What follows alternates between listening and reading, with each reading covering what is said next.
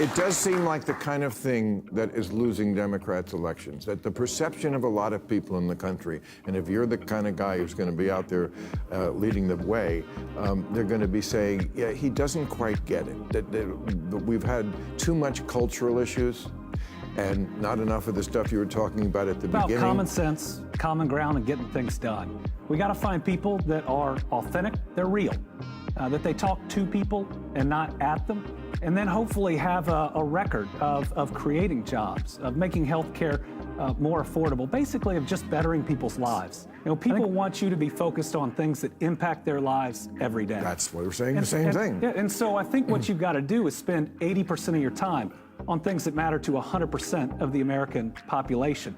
That doesn't mean you don't stand up for your convictions, some of which they may share or not, but the next day, be opening that factory. The next day, be opening that new road that saves 20 minutes.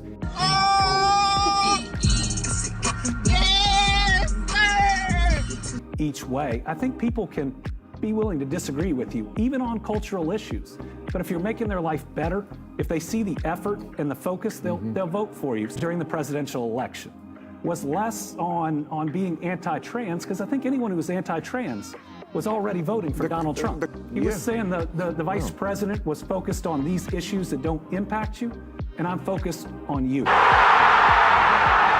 What's going to win, I think, is the restoration of the American dream.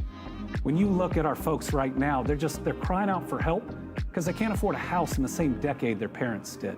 They're struggling to pay the phone bill, the premium on their health insurance, barely being able to afford the groceries for a family at the end of the month, but haven't been able to take them on vacation in years.